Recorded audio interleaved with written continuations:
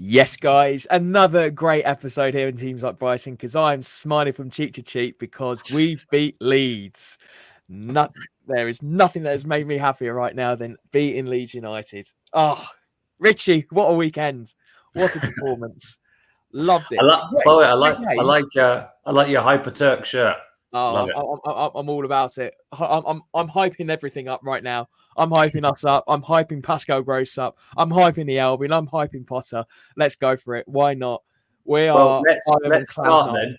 Let's start then with your take on Brighton's glorious victory over Leeds at the weekend. Well, Jesse Marsch had a game plan set up, and it wasn't a plan that he has executed in previous matches. I think partly to do with that is he knew that Brighton were in form and we had home advantage. So I think he was playing very much for the draw. It was working along that way.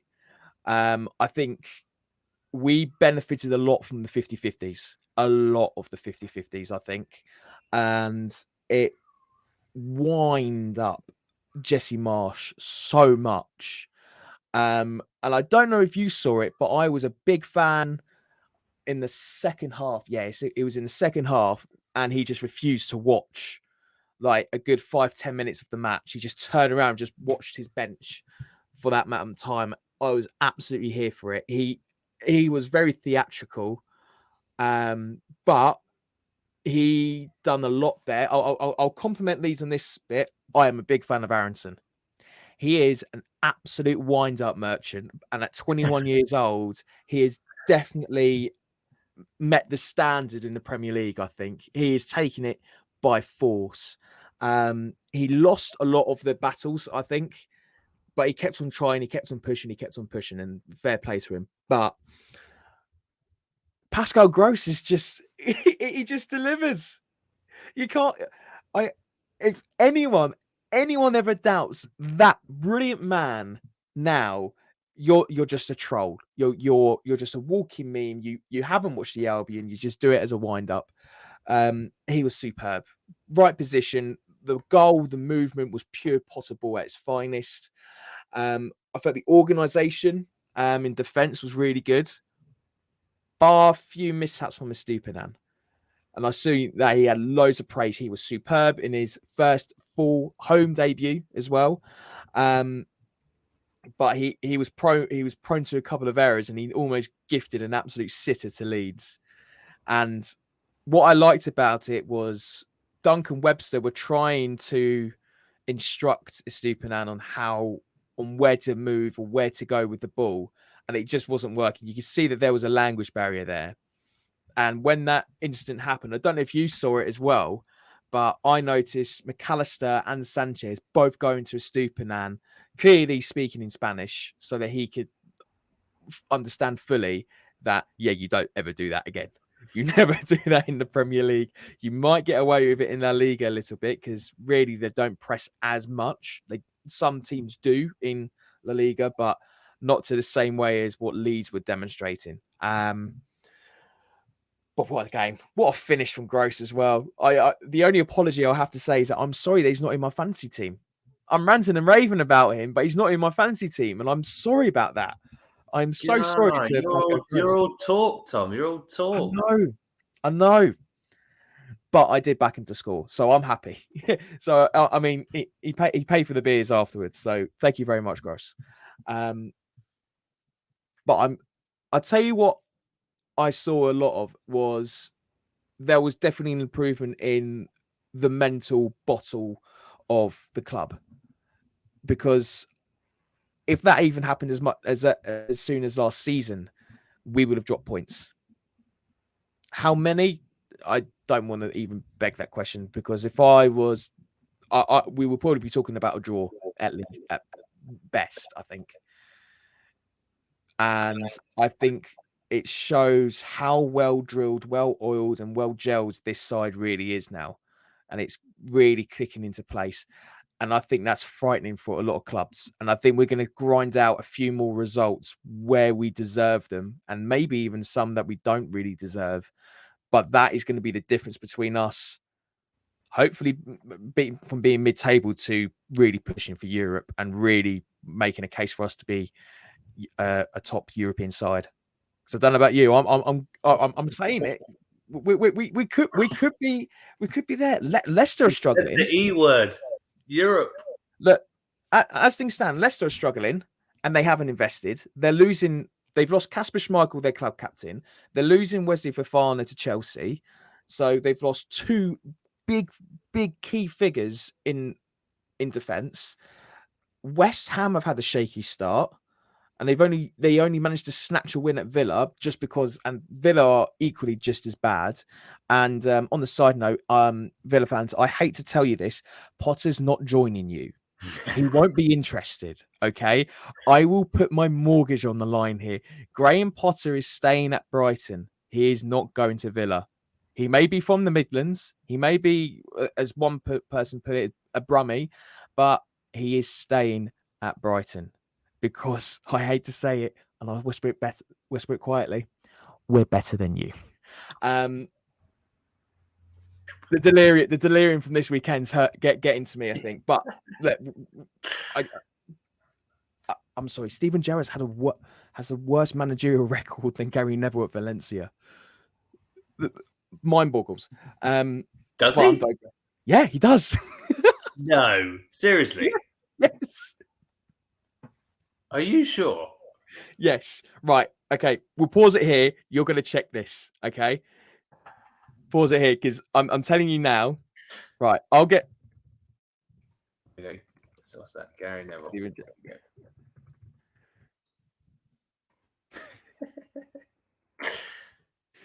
Managerial statistics. Right. Where are you at? Gary Neville, Gerrard. Oh my god! I swear, the way that Gary Neville talks about his time in Valencia, it was if it was the worst thing ever. Oh, dude, I think you're wrong. Win percentage, according to Wikipedia, says Gerrard slightly higher at 37.5%. Oh, I'll take it back. Versus 35.7. I mean, clutching its jaws, but okay, fair enough. Not worse, but just as bad. Just as bad. Okay, just as bad because that shouldn't happen. I can't believe. In hindsight's 2020, Gerrard shouldn't have left Rangers. Should not have left Rangers. But we're digressing. Anyway, back to the moment at hand. Yeah, my thoughts are there. Fantastic game. We were superb all round. Really happy. Yeah, no, I think no notes from me really, apart from the Stupinan. Right time to sub him off. Potter saw it happen. So take him off and new formation, new style. And again, Leeds were caught guessing and trying to figure out what on earth we're setting up. The fluidity in formations under Potter ball is amazing. But I think that's only because Potter knows how to execute it. I think any other manager that tries to put in 3 or 4 new formations in the way that Potter does, players will struggle and the gaps will be found out and you find those weaknesses. So I'm very, very happy that we beat Leeds. I'm so happy that we beat Leeds. So happy. I can't stop smiling. But yeah, Richie, what were your thoughts? Yeah, so I guess first off the bat thing I say would be Brighton deserved the win. I mean, statistically, I think at the end Leeds had more possession, but that doesn't mean that much. I think Jesse Marsh afterwards said that Brighton, but essentially Leeds couldn't get a hang of Brighton's man marking, which is an interesting one because that sort of term was synonymous with Leeds under Marcelo Bielsa, but they did man marking for pretty much every single player to the point where a centre back would be pulled out to the halfway line because he would literally man mark that person, and then you could just if a runner went out that way, you would pull them out of position. There'd be huge gaping holes, et cetera, et cetera. But the interesting thing about what Brighton are doing is that they do man marking in like certain areas. So they'll press up high, and it's just a very clever and fluid approach that they have. And Leeds, for the first half, really didn't get a handle on it. Interesting enough, I actually thought Leeds came back into the game a bit when they brought in Click and Sinistera. Sinistera like nearly scored when he slid into the corner, but just knocked it wide and then clattered into the post. So that they had a couple of chances, but then Gross scored his goal, which is an interesting one. So Leeds got back into the game by being a bit more attacking, but as a result, left themselves a little bit open at the back. And then Brighton profited, and obviously your man Gross did a very, very good finish. Graham Potter said that he's in the best form of his career. And at 31, that's pretty impressive, and he doesn't seem like he's slowing down any time at all. I saw there was a stat in the Premier League today that said that he's covered more ground than any other player in the Premier League in terms of kilometres so far this season. I think it was maybe like 45 or something like that. So he's got such a great engine. Just he's not quick at all, no. but he just keeps on going. You always associate those kind of stats to people that think that are pacey, but pacey players don't really have the stamina as much as, like you say, engine midfielders like Gross. When I look back, I think of Michael Carrick covered so much ground, but you never see him running around the pitch when he was at United and Spurs, and even West Ham, if you're old enough to remember him at West Ham. So again, this is why I love Gross. Okay, this is why I love Gross. I don't care about how bad his pacing is in Football Manager and FIFA and what his ultimate team card is like. This guy knows football. This guy is essential to possible. He's been so good to us. I just think he needs to have a statue unveiled at the Amex. I don't want that Legends wall over outside the West Stand. The guy deserves a statue of him heading the ball against United to keep us in the Premier League. That's what I think of the man. He's been worth his weight in gold. And I think someone on Twitter last year even said, yeah, this guy is definitely worth his weight in gold as well. So that was off my tweet or my article. I did an article. Yeah. I basically said it was. I think I did like a piece just saying, just break down all the stats and his worth to the team and how he deserved a new contract, and he got a good response from people. But then one person actually did the calculations for how much he cost, which was around 3 million in 2017 from Ingolstadt, and how much he's going to. He said literally, if you work it out, he is worth his weight in gold. So and then Brighton, the club, did the tweet referencing my bit. So yes, like that, love that. But yes, I'm sorry if you're going to get fed up with me, listeners and viewers on our YouTube channel, about when I talk about Pascal Gross, but I will die on this hill. But one thing I wanted to add just about on the point that you talked about on the which I guess could be summarized as sort of game management, how not letting a lead slip. So Brighton were terrible at that in the 2021 season. I think they dropped more points than anyone else from winning positions. I think it was 25. And then interestingly, last year it pretty much flipped. So actually, the game management was very good, and there's a number of examples where they did snatch late points or wins. I'm thinking Brentford away, Spurs away. Yes, but to me, I actually thought they probably deserved that. I think the Brentford one was very even. They kind of just nicked it at the end. Yeah, a late point at Palace. Don't let it bounce. There was so many examples of Brighton. Coming back, against Chelsea, against Palace again, there were so many examples of them just, playing for the full 90 minutes instead of a sort of a smaller performance. But it seems like, their game management is so good. They just, Leeds were coming at them, but they didn't have that many good chances. They had also the Sinistera one, and then there was a corner from Leeds, and Llorente did a sort of freestyle spin, and I think it hit his back and then went out for a goal kick. But it was quite close, but he didn't have much clue about it. But I think game management is something that Brighton have improved a lot. Estupinian, I thought he had a very good 60 or so minutes, 65, 70 minutes. And then, the last sort of 10 minutes, because I think he was brought off after 79 minutes, he tied a little bit. And there was there was an incident when he did a lovely little bit of skill to get past, maybe Click, and then was just caught napping behind him, and Click kind of robbed him and came back. Got back to him And then again, obviously that kamikaze pass across the box, which Leeds, didn't really capitalise on. But I do think he looks a very good, astute signing. He can play left back, left wing back. Brighton did go to a back four, which was interesting because last season they didn't have much success when they did that, especially during that barren run in February and March. They lost 6 in a row.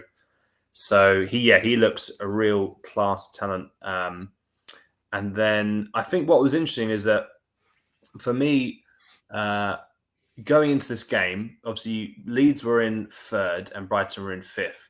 2 wins and a draw. Both teams arguably could have won all 3 games. Leeds threw away a 2-0 lead at Southampton, and Brighton, were definitely the better team against Newcastle, but couldn't break them down. This again was another example of how like the level that you need to be at to beat Brighton and to break them down.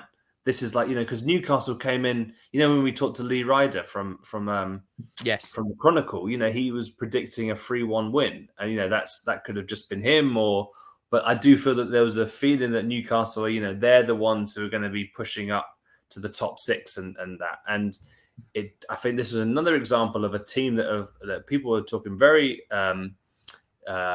glowing praise of Leeds, but then Leeds were stopped in their tracks by a very good team like Brighton. So I think this is another good example of a good hurdle that they've got past, and they've passed it with fairly flying colours.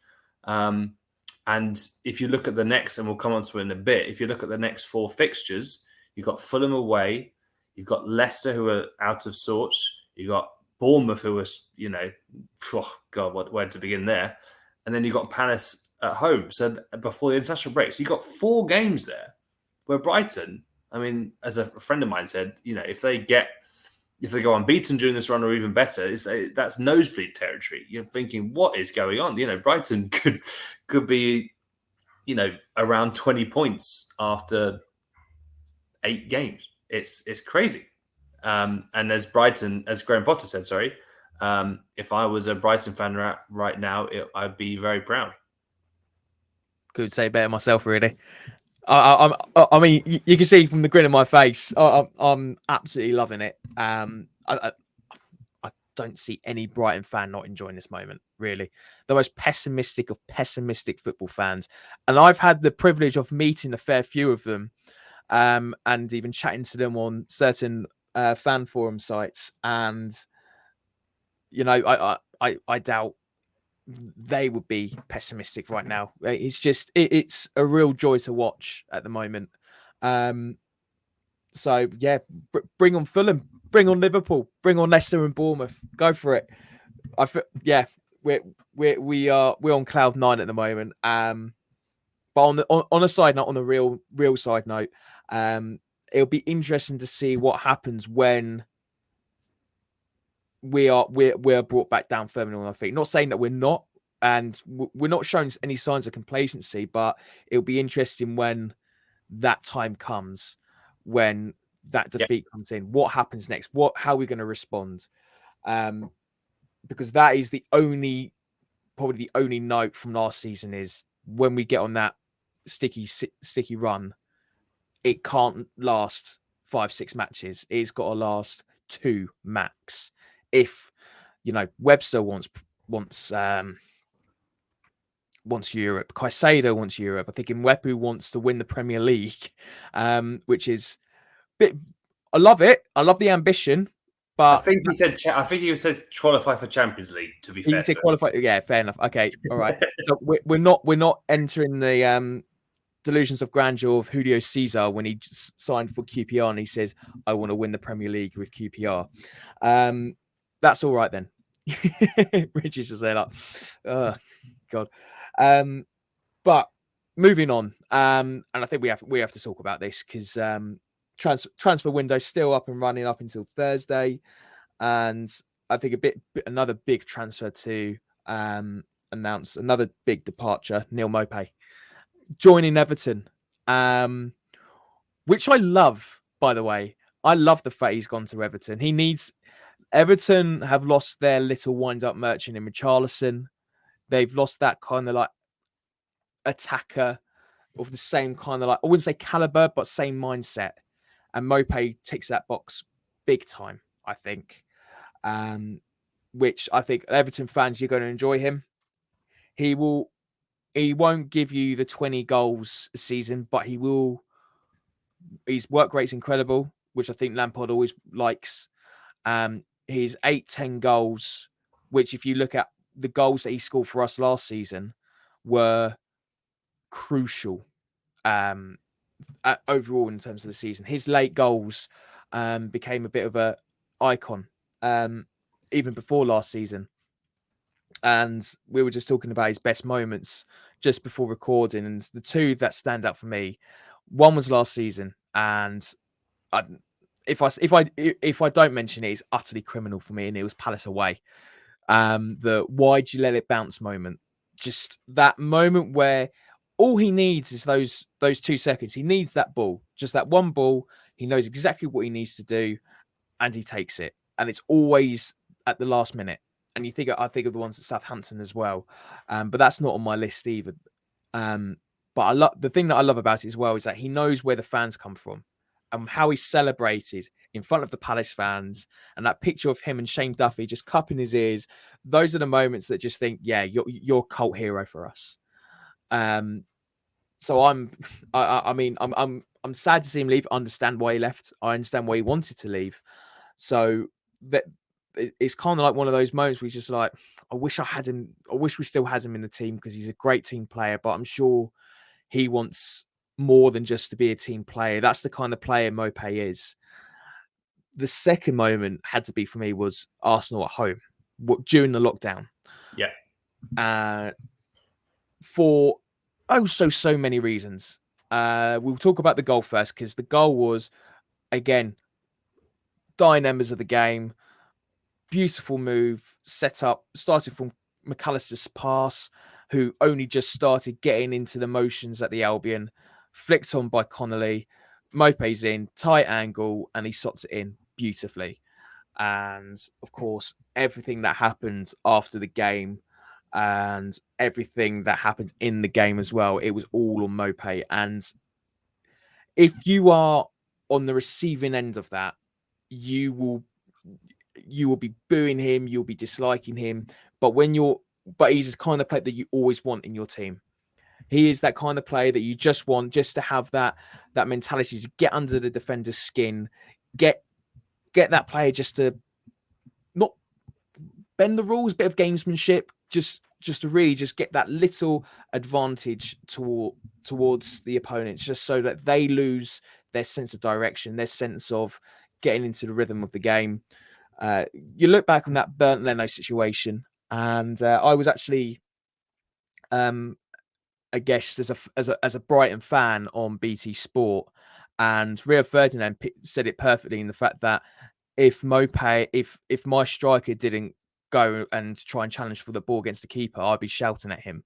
And that's the mentality he has. He's always hungry for the ball. He's not afraid to get a foul. I wouldn't say he's not afraid to get a card. He's not afraid to kind of like put his neck on the line and risk a foul, risk conceding the foul just so he could get the ball and get those opportunities in. So I think that is the kind of player Everton needs at the moment and take them forwards under Lampard. I think Everton fans are going to enjoy him. If I wouldn't be surprised if he scored at Anfield. I'll say that now. I reckon he's going to score in front of the Kop and wind up the red side of the River Mersey. And I think it'll be an iconic moment. And I think Everton fans would just fall in love with him. He's got a bit of a thing for blue kids, I've noticed. But I think when he comes back to the Amex, and I think I don't think we'd play Everton until January over in Goodison Park, and I think they come down to us over in May. I think he'll be welcomed back with open arms, and he'll appreciate it. And then when the whistle starts, any affiliation's gone, and that's the kind of thing I love about him. He's solely focused on the job and the team that he plays for, and I appreciate players like that. So it's a sad shame that he's gone. I'm gutted. It's amazing to say that arguably are, well, 3 players who were guaranteed starting players from 99% of the season last season have gone. That's a spine. Our spine has gone almost. If you look at it on paper, and if you're someone who's outside of the club as well, you think, right, your main striker's gone, your best player in Yves Basuma's gone, and your second best player in Marc Cucurella's gone. What have you got? And well, the answer is look where we are, look what we have. It's amazing to see. But yeah, Richie, what are your thoughts on Mopay going? So I still probably in the camp where I think it would be good to have him as a squad player. Just because 26 goals in 3 seasons, like you say, never prolific, but in the 8 to 10 goal region. He's tied with Glenn Murray for goals in the Premier League for Brighton. But he was important to in terms of their build-up play, like you say, so many kind of late iconic goals. Another one to add, I think he got the winner against Arsenal in the first season that he was at the club in 1920. Yes, he did at the Emirates. A late, I think, that headed goal. And yeah, obviously that iconic celebration. Who can forget that? But yeah, another boohoo.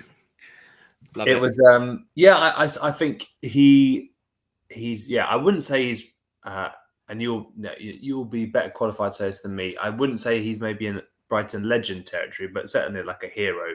Hands down for what he's done. But yeah, I mean, on that point, on the spine again, sorry to be like a prophet of doom. I just feel that if you do lose 3 of your best players, I think it is a risk. And they've got in Levi Colwell and Estupinian as the left back and the left centre back. I guess they've got strength and depth in midfield, but I think it was quite funny. Graham Potter said about it's ridiculous, all this talk of a 20-goal striker. And he went on a definite rant on that, and there was some very good points made. I wonder if, that has definitely been banned out, the talk for a 20-goal striker. But I think, I don't know if all Brighton fans think that. I think they would happily have a sort of a 10 to 12 goal striker. Just a slight improvement on what they had. But Mopay, played a key part in keeping Brighton in the league and helping them get to where they are now. And I think he's a good signing for Everton. I think he actually could make his Everton debut against Leeds on Tuesday, and he's got a pretty good record against Leeds for both Brighton and Brentford. But yes, he's been a big part of Brighton in the Premier League, and his efforts definitely shouldn't be forgotten. And I personally hope that Brighton do get in a striker replacement. But going by Potter's comments, although he doesn't really give away much usually, he trusts the kind of players that they have. And, he said the likes of Danny Welbeck will score goals, Leandro Trossard will score goals, and more. So it's an interesting few days coming up, but Mopay, definite club hero for me. Same as you. He's not a legend, and I think when people think about the big contributions he makes him definitely someone who is a fan favorite and a cult hero for those moments that he had against Palace and Arsenal. Absolutely, he should definitely be. Overall, his time at the Albion should be met with a lot of positive thoughts and just great anecdotes. He wasn't. I'm sure he probably looks on and probably wishes he could have done more, and I'm sure some people would think he could have. But, and like you say, like he would be a fantastic squad player. But you look back at what it was like when he was on the bench at the end of last season. He was a player that wanted to play, and if he doesn't play, he will get agitated. And when you have someone of that mentality, it's not a bad mentality to have. I like that mentality. You're hungry to play and you're not afraid to show that. And I think Potter knew that. And I think Potter has handled him really, really well in that sense. But at the same time, you got to think about, you want to play football. I want you to be in the squad. He would be a fantastic squad player, but you want to play 90 minutes every week, and I can't give you that. So you go with my blessing. I like to think that that's probably what Potter's and the recruitment team's mindset was like. Again, it's a shame that he's gone. He is a cult hero, but at the end of the day, if you can't keep someone against their will and think you just got to suck it up, you're a squad player now. If he's got a job offer elsewhere where he could be playing 90 minutes week in, week out, you got to let him play. Fair play to him for doing that. And yeah, he's very much someone who stuck to his guns and stuck to his beliefs. So I respect him for that. Absolutely. Yeah, just one quick thing to add on that. So, and we'll get onto this in a sec. But yeah, obviously today, well, not obviously. Unfortunately, I wasn't able to go to the press conference because of the blooming trains and all that. But one thing I wanted to ask Graham Potter, and I will try to ask him this at some point, is that a week or so ago, or maybe 2 weeks, he said that I can probably count on one hand how many players that have helped me become a better coach, the same as Neil Mopay. So it's an interesting one. The implication from that is obviously he's made him a better manager. But if you sort of infer from that, or maybe you can, I don't know, think, is that because he has, he can be a bit of a diva? He sometimes seems to throw his toys out the pram. Is that like him being able to handle those sort of egos or those personalities? Or is it just the fact that maybe Mopay is, because he said he's a very intelligent player, and if he's actually helped him in a tactical sense or whatever? I think it might be towards the former, but you never know. So I want to ask him that. I was going to ask him that today, maybe later in the week. But yes, I think that can throw us forward to Brighton's next game, which is Fulham at Craven Cottage on Tuesday.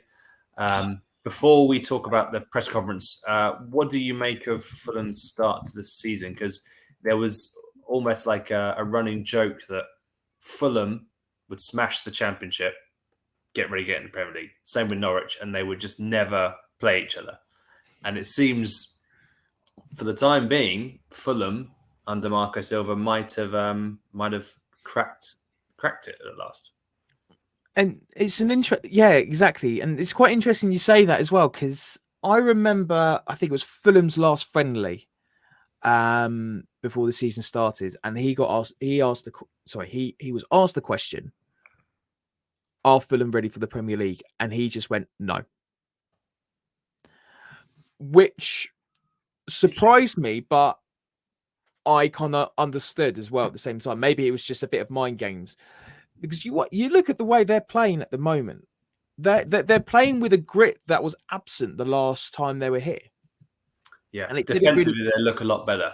Exactly. They look better defensively. Their midfield is far more organised, and because of that, you've now seen Alexander Mitrovic score more. I think score more goals in the Premier League this season than he did the last time he was in the Premier League 2 years ago. Yeah, I think you're right.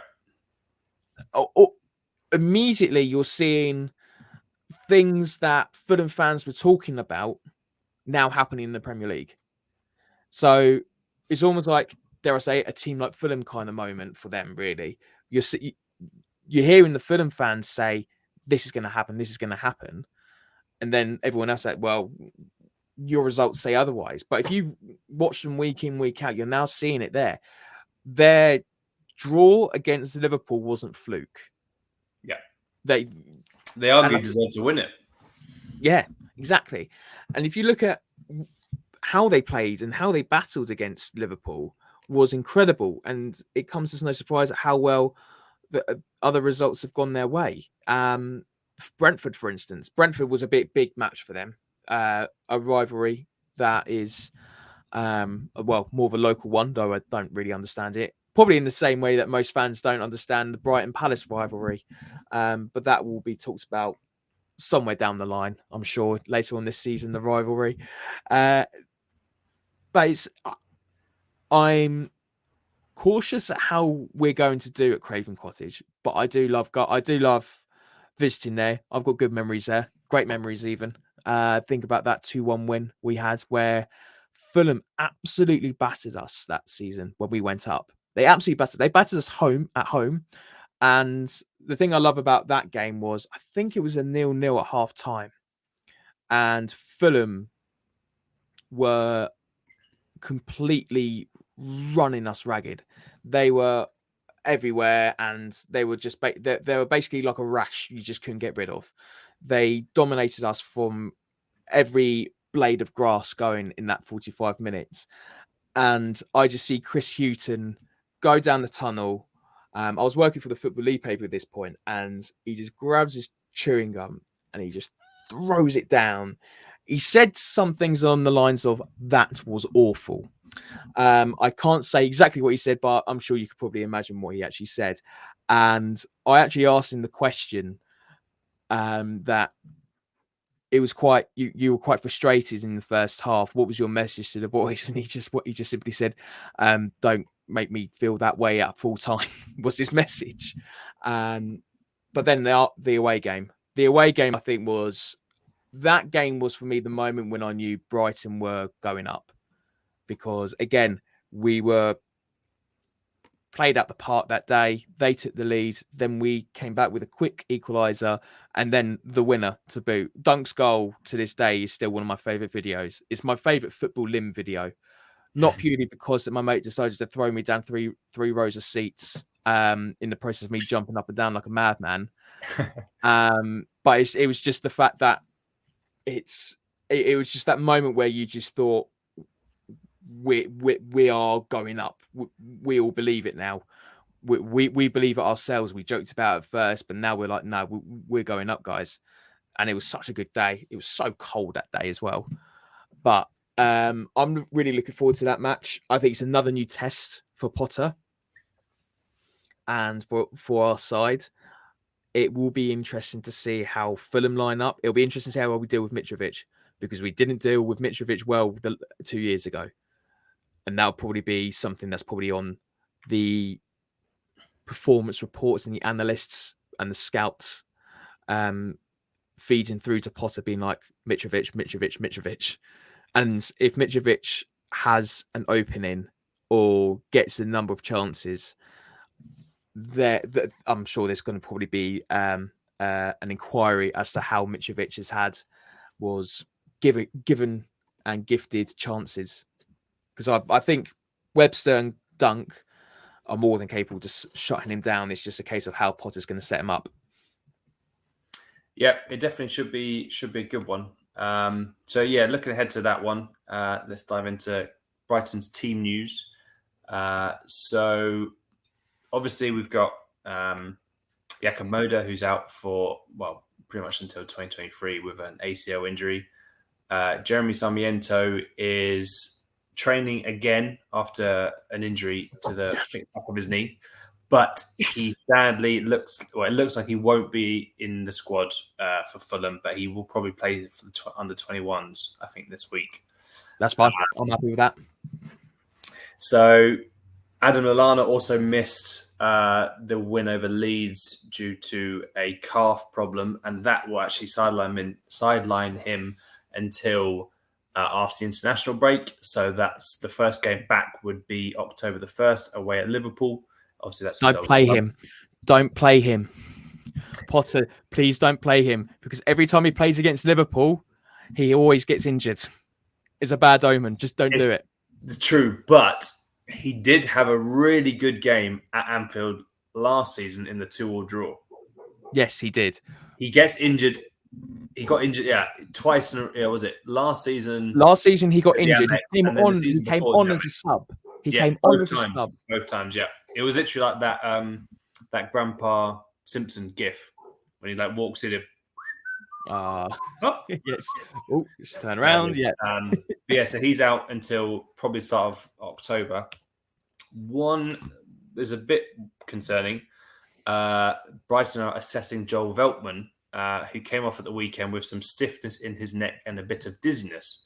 Potter said today, so Monday, that they'll make a decision close to the game. He's a bit better at the moment. Everyone else is fine. So that is, well, he's playing very well. He's very good as a right centre back or a or as a right back. So I hopefully he'll transferred be him okay. in. I But transferred him in my fancy team. well, hopefully we'll be fine. Cursed. I'm cursed. I'm cursed, Richie. There's still a good 24 hours until at the time of recording of the game, so hopefully he'll be fine. It was interesting to see what happens if he's not, because that might mean they could go for a back three, potentially with Dunk, Webster, and maybe Colwell or Van Het coming in. Maybe Colwell because he can play on the left. And then it might be a case of Estupinian as a wing back and maybe Trossard March as a wing back. So they should be okay there. But yes, so that's another a bit of a cause for concern, but hopefully Veltman is okay. Another interesting takeaway from the press conference today was I think there was a person from Sky Sports who said there's lots of teams who are interested in Moises Caicedo, and the likes of Man United, Liverpool, and Arsenal have been linked with him. And he put it to Potter. He said, there's a lot of people I know who know Brighton very well, and they said like there's been a fee moved to the 42 million, but then that would only that wouldn't even be half of Caicedo. So then, in response to sort of that bit, Potter joked, I think you'd probably get his boots for that. Yep. It's for the chairman, Tony Bloom, knowing the chairman. It's not for me to talk about. It is what it is. And then when he was asked if a fee would be close to 100 million, he said, yeah, well, they can try. So yeah, Potter's definitely in a good mood at the moment. But in regards to just keeping him for now, before the window shuts on September the 1st, Potter said, it doesn't surprise me that people are looking at him because he's playing at a fantastic level. And as soon as you do research on him, you realize he's a top kid, great person, young, playing in the Premier League. He has all the attributes to play at the very highest level. So no surprise, but we know the position he's in and we know the position the club are in, which is we don't want to lose him and we don't think we will. But in football, you never know. That is how we are. So that is how it is, but we are quite calm and confident. So that sounds like Caicedo's going nowhere, and Potter is a big fan. I just want to say shout out to Manchester United, who missed out on signing Moises Caicedo when they had the chance, and he came and joined us. And now we're just absolutely loving life with him. And I think if any other South American football prodigy is thinking about joining the Premier League side, I think you just need to look at the case studies at Brighton and Hove Albion, because you probably won't get it in a similar way as what you could get at Liverpool or Manchester United or Arsenal or Spurs. Just come to Brighton. We'll send you out on loan to Belgium. There's a great club in Brussels, Royal USG. They're in the Champions League at the moment, so you get a good bit of experience there. Actually, no, tell a lie. They're in Europa League. They're in Europa League. Rangers just beat them, didn't they? Yeah. But that's fine. You're getting Europa League football as well. You get treated well there. There's probably some great recommendations from Kairu Mitoma, Kasper Kozlovsky. Probably even Percy Town might say good things. Denison Dav as well. So again, Simon Adingra is currently there already. Yes, exactly. So again, if you are a South American football prodigy who can actually understand English as well as a good language, come to Brighton. We'll be more than happy to help you out. And for some reason, and I have no idea why, but if you're an Ecuadorian international, you will probably be high up on our priority list as well, judging by our recent signings as well. So that's all I've got to say. You've got until September the 1st, guys. Tell your agents. Heads up, Tony Bloom is a shrewd businessman. Move operator. So give us a shout. We're down on the south coast, so you got your beaches there. Pebbles, unfortunately. But yeah, come to us. And if you are a striker who could fit in really quickly, even better.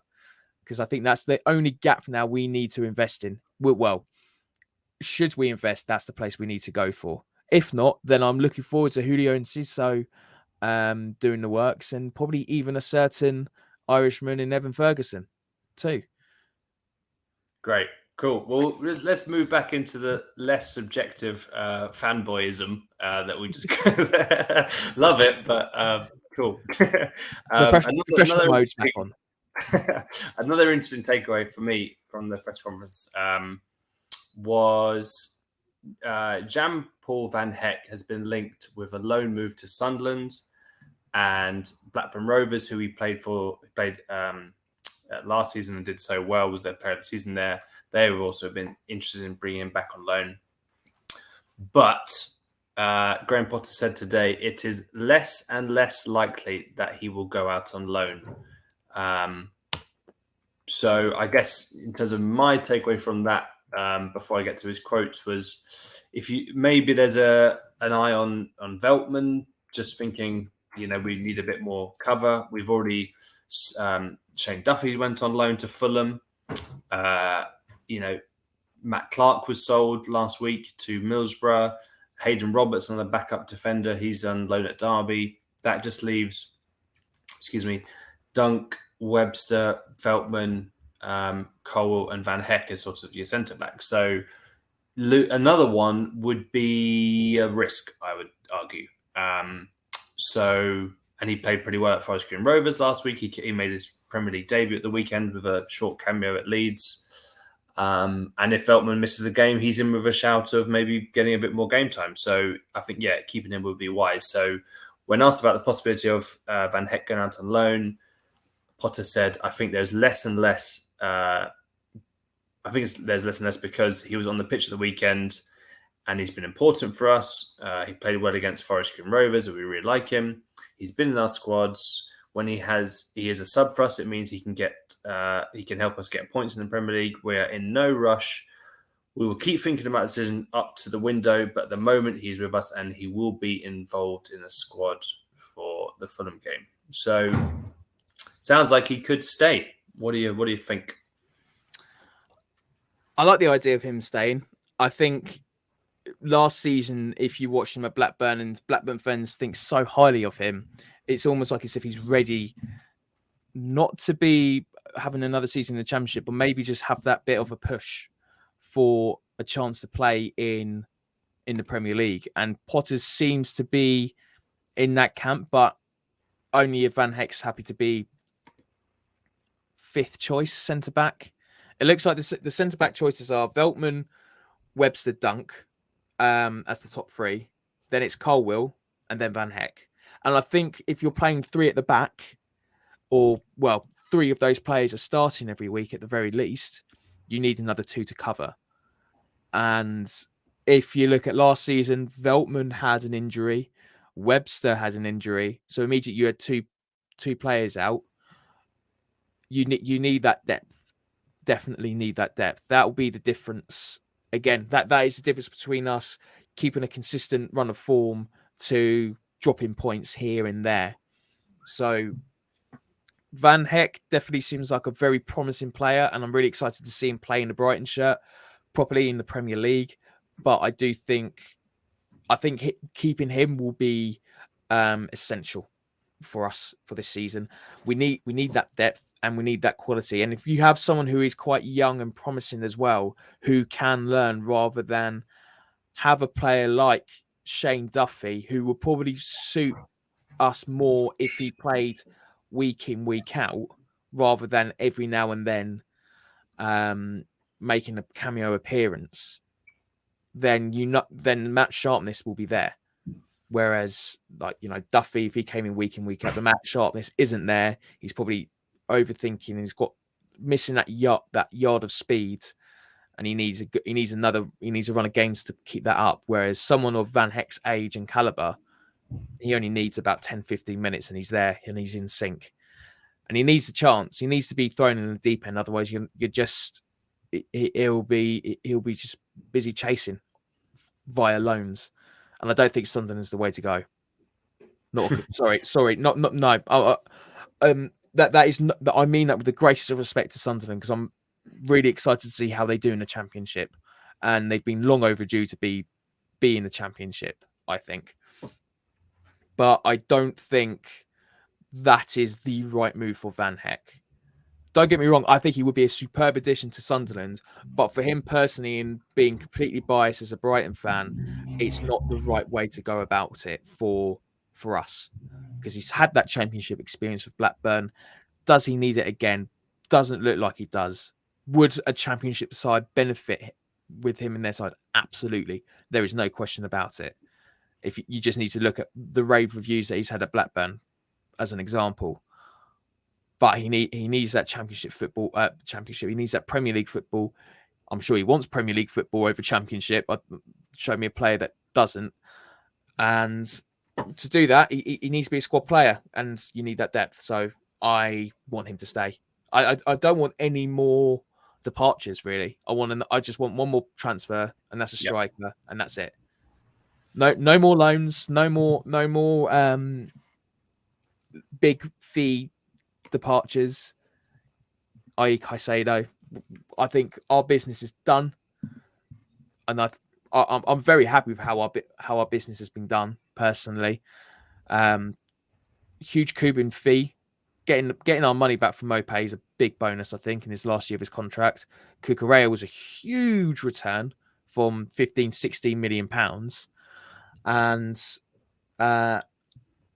Basuma as well, 30 odd million pounds on a year's left on his contract as well, is another huge fee to have. So again, very happy with what we've got. We've clearly got money in the bank, but I don't want us to just go out and spend it for the sake of spending it. And when you're in the last few days in the transfer window, all of a sudden prices inflate.